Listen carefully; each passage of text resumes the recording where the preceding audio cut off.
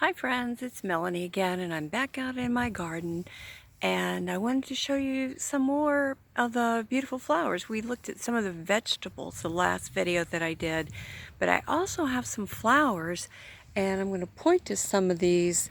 This little flower right here is called a Belisa, and I like to call it a whirlybird plant because in a little while, maybe a month from now, it's going to get these beautiful shoots that grow up out of the plant, and they get a little white flower and they twirl around and around and around, sort of like a little helicopter in the wind. So these are really, really pretty little plants to watch, and they grow fast, and the butterflies like them too.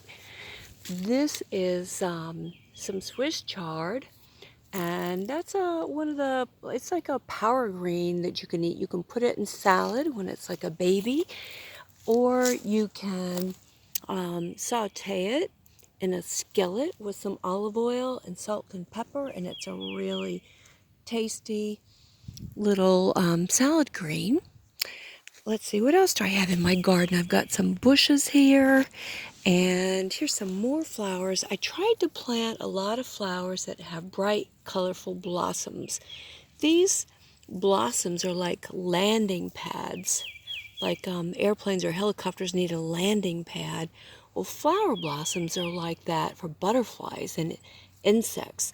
So I tried to put some color in here to attract some, maybe later on some hummingbirds, but especially some butterflies, because I do love the butterflies. And this year, most of the plants that I planted, I tried to get were plants that used to grow wild in Virginia. And this is called a heart leaf, which is blooming right now. It has these beautiful, fragile little light pinkish blue, kind of purpley, some of them, little blossoms, and they'll only bloom in the early spring. This over here, I just transplanted these little plants. This is called lamb's ear. It's kind of shaped like a lamb's ear, and it's fuzzy like a little lamb's ear. And I really like these plants because the deer won't eat them. There aren't many things that I have that the deer won't gobble up, so I'm working on that. Let's see, what else do I have? I've got some herbs. This is basil. You find this a lot in when your mom and dad cook, especially in the summer with tomatoes and pastas. You can just eat it fresh in a salad. I've got some, these are chives that are blooming over here. This time of year you get this beautiful purple little bud on the top, like it's going to seed. So you can chop these up and eat these in stir fries or salads. And I've got some parsley. And I also tried to plant this year. I went to the nursery and I got some grasses, because if you just plant pollinators like those real pretty plants that I was just showing you that have all the beautiful colors, those plants will attract butterflies, for example, but the insects don't have anywhere to hide. So the insects need sedges and grasses like this plant here or this one right here. I just put these in last year, and they're doing really, really well. And it gives the insects somewhere to hide. There's another one over here. And this, I think, might be really interesting to you, this plant right here. This is, all of these seedlings are from an heirloom acorn squash that I cooked this fall. And when I cut it open, it's like a pumpkin. It's just full of seeds.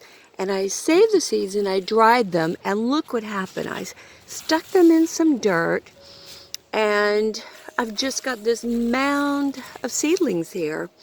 And actually this is one of three. That acorn squash, I have 3 times this amount in some other planters as well. I had to get some more pots. I had so many of these seeds that sprouted. So again, take a look at your fruits and vegetables, and maybe set aside some seeds so that you can dry them out. And maybe in time you and your parents can plant them, and maybe you'll have some squash or pumpkin or watermelon or cucumbers. Who knows what you can grow.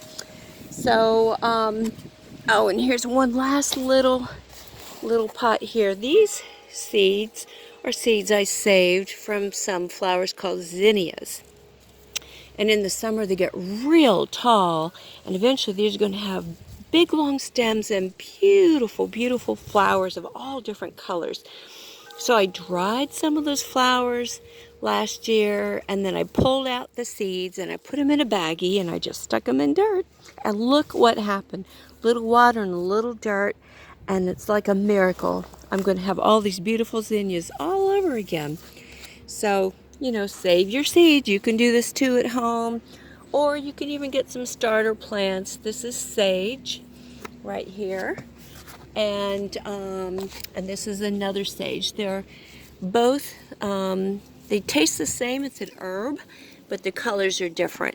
And sometimes, just for fun, I like to mix up the colors of the plants, and just so that I can see them together side by side and compare them and see how beautiful they are when they're together or when they're separate. So I guess that's it for now, friends, and I will post another video in a couple of days. So let me know again if you want those little peat pots with the seedlings that we started, and I'll run those over to the school for you. Okay? Bye. I'm thinking of you.